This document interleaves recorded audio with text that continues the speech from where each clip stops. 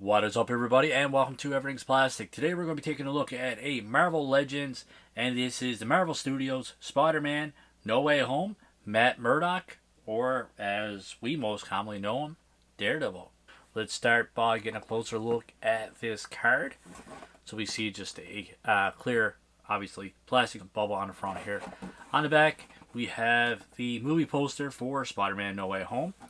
We have Matt Murdock with a quick little read-up that says, with Peter under investigation by the Department of Damage Control, Matt Murdock steps in knowing a web slinger will need a really good lawyer. And I got to give Hasbro credit where credit's due. These are very, very thick, sturdy cards, which are fantastic. I love it. When these card figures are released, I usually just buy them and put them all over my wall everywhere. And yeah, I don't really open them up. Sometimes, if I really like the character and I want the figure, I'll actually buy two, because I am a big fan of card figures. So that pretty much wraps up the packaging. We'll be right back with Matt Murdock outside of the package to get a closer look. And I gotta say, I kind of like this one, man. I'm not a fan of the Hasbro suited characters, suited figures. But I don't know, man. Maybe it's just because I'm a big fan of Daredevil. But I really, really like this one, man. I like Charlie Cox's version of Daredevil. Oh, Matt Murdock. Is the likeness 100% accurate? No, there's I don't know what to say about it. We'll get into that. But first, we'll take a look at those accessories. And he fell over. First accessory is the brick that says, "We believe Mysterio." Have tons of writing there written on the newspaper. And oddly enough, if you have very good eyes, I don't think my camera is going to zoom into it very well, but this is actual writing, so you can actually read the newspaper article there, which is kind of cool. But yeah, it says "We believe Mysterio" here, and the paint application on that is pretty good. I like the fine print, man. It's nice and detailed. Very cool. Our next four accessories is walking stick, I'm going to call it. I'm not sure the proper name. It is painted nice and clean. The sculpt is decent. Yeah, for what it is, looks pretty good. Alright, let's get down to Matt Murdock. I like the 5 o'clock shadow, man. Yeah, his beard, scruff kind of looks good. At his eyebrows, everything's painted nice. The sculpt on the hair is decent. We have a decent part here. The glasses, I'm not a toy maker, so I don't know how hard it is to actually make glasses. Not a fan of these. Let me know in the comments below what you actually think of them. But it's decent. I mean, making glasses to fit on an action figure is definitely can't be the easiest thing to make. It is translucent. You can actually see his eyes, which is awesome. A lot better than like the painted red glasses that we've seen in the past. So yeah, man, I think they did a solid job. Now that I really think about it, talk myself through it. The glasses do look pretty decent, I guess. I didn't realize they were translucent at first until I got a closer look. So that definitely adds points for me. Tie is decent.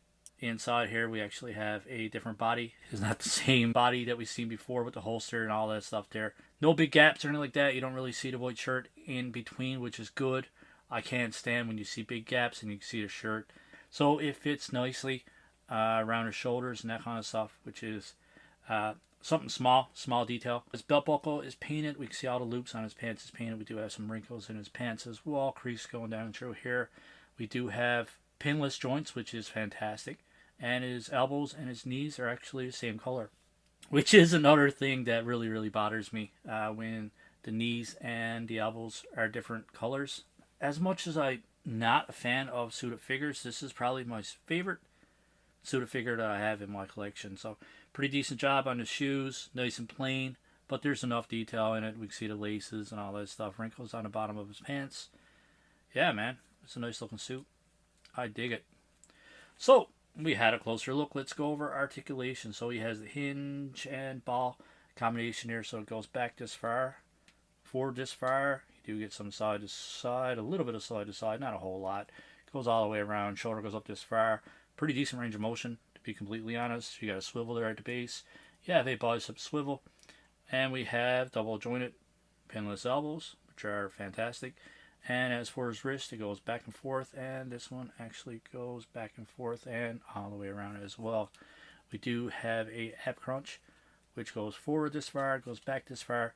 Obviously, it's going to be slightly restricted by his jacket, but the jacket is nice and soft, so you can actually flip the jacket up. So, yeah, definitely adds to the overall articulation. So it's not restricted at all, to be completely honest. There is a swivel at the waist too, which is fantastic. Completely missed that on my first closer look.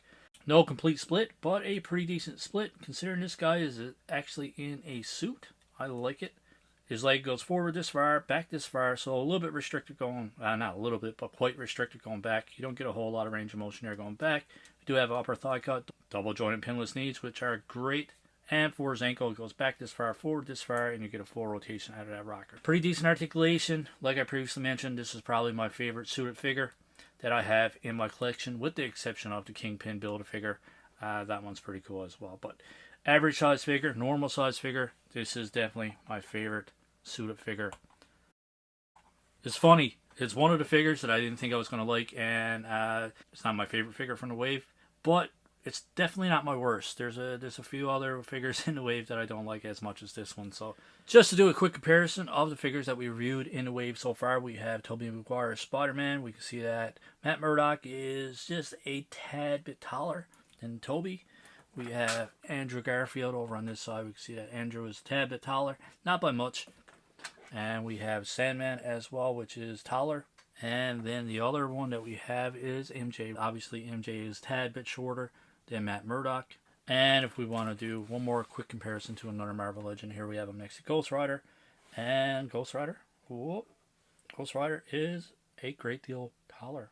So that pretty much wraps up our unboxing and figure review. I just want to do a quick review of this one for you guys. Out of 10, I'm going to give this one an 8.5 out of 10. Articulation is pretty decent for what it is. It is a super character. Loving the pinless joints. Shoes, there's enough detail in this one. It's a nice soft plastic, so it doesn't restrict articulation. You get a swivel. You get a crunch on top, which gives you pretty decent articulation. You got double jointed knees, double jointed elbows. The glasses are translucent. The sculpt on the face, the likeness, like I said, is kind of questionable. Not the best head sculpt from Hasbro, but it's definitely not the worst one. I do like the detail in the accessories. It's a pretty cool part of the movie where he throws, or the brick's getting thrown through the window and he catches it. Everybody's wondering, how did a blind guy catch a brick? How did you just do that?